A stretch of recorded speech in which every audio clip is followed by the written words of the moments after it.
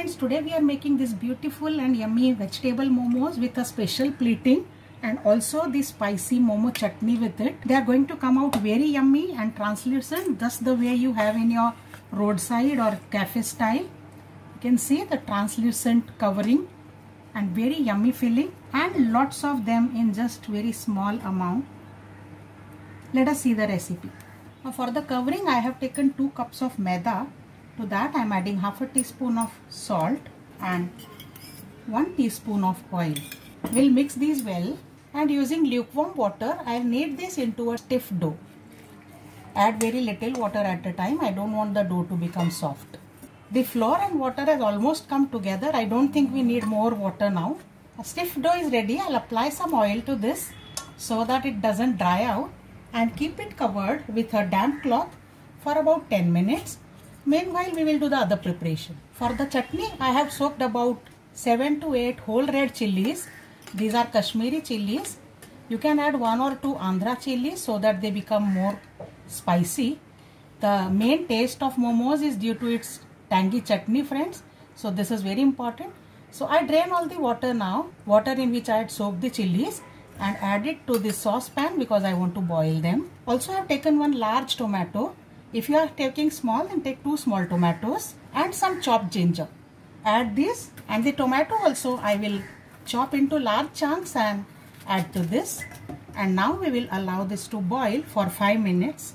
I'll add half a cup of water in this. Half a cup of water, salt as per taste, and this goes on the flame for boiling. Now for the filling, I have taken very small 1 full cabbage, which must be around 400 grams.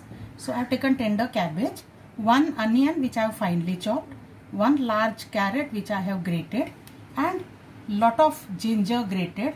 So this is about 1.5 tablespoons of grated ginger.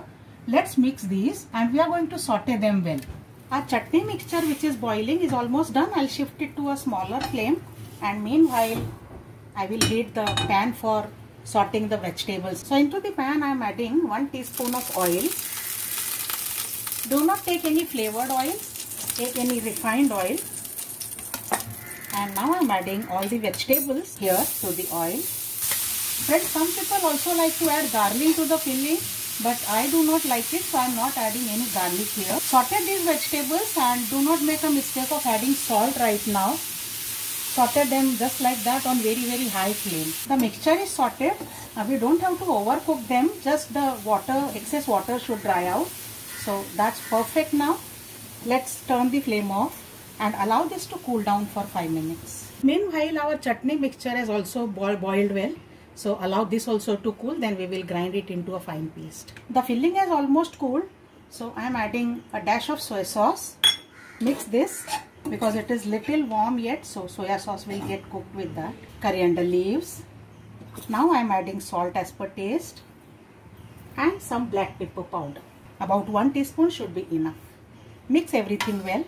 Keep this aside. Now let us look at our dough. Our dough has rested well now. So now we have to knead this really well so that the gluten in the dough gets activated and it becomes a very stretchy dough. My son is helping me knead this dough well, and he has done it really well. So the dough is properly kneaded now and the gluten is active. Now let's start rolling the momos and shaping them. So first I'll divide this into 5 portions. Keep the other portions covered. Let's start working with one of them. Roll this one well. Now dust this into some dry flour, and let's make a large thin chapati out of this. I have rolled this into a very large chapati kind of disc, and now I'll cut using any cookie cutter or some glass or vati, whatever you have. I'm cutting discs from this.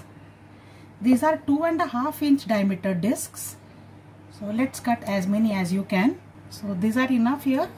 Remove the extra dough, and each of these I will roll again now because these are lightly thick still. So I will roll them again to make them thin, but make thin only in the corner on the edges. The center should remain slightly thick. So let's start working on that.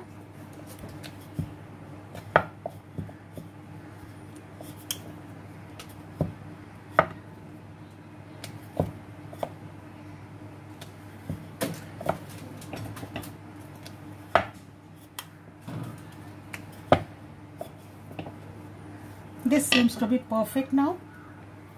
You can see my fingers through this. So this is perfectly thin and even the gluten is activated, is clear. I have rolled them, all of them thinly now. Let us see how to fill. Now let's take one of the discs. Place some filling. I have placed filling generously. Now lift the side and start pleating.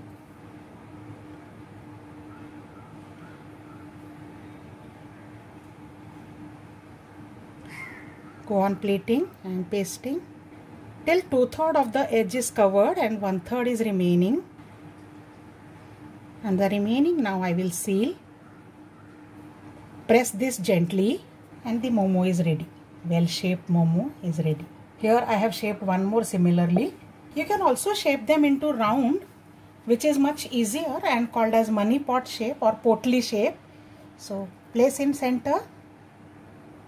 And here just go on pleating to bring everything together at the top, at the end. Just go on pleating, and it need not be very perfect, as you know, it can be done. Finally you have to bring everything together at the end. Twist this slightly so that there is a tiny hole in the center here, which will be for escaping the steam. So this is also ready now. I have shaped lots of momos, friends, but this is only from 2 of the portions out of the 5, and now let us steam them first. So I am steaming them in idli maker today. I do not have a momo steamer and my other steamer is also not cleaned. So what I am doing is, you can use momos maker or idli maker or steamer, whatever you have. So place the momos in the idli maker. See how many you can place, 1 or 2, whatever comes comfortably into each slot. I can place 2 here because some of them are small and some of them are large. So I am able to place 2 momos in each of the dent here. I'll set in other plates as well similarly. So these are all set now to go into the steamer. And also this is cooled down, so I'll make a chutney from this. I've already boiled water into a pressure cooker into which this idli mold fits well. So let's steam this for about 12 to 15 minutes. Let's check on. Our momos are perfectly steamed, friends. You can see they have turned translucent. Look from this side. And the filling can be seen through the covering. So let us take them off in a plate.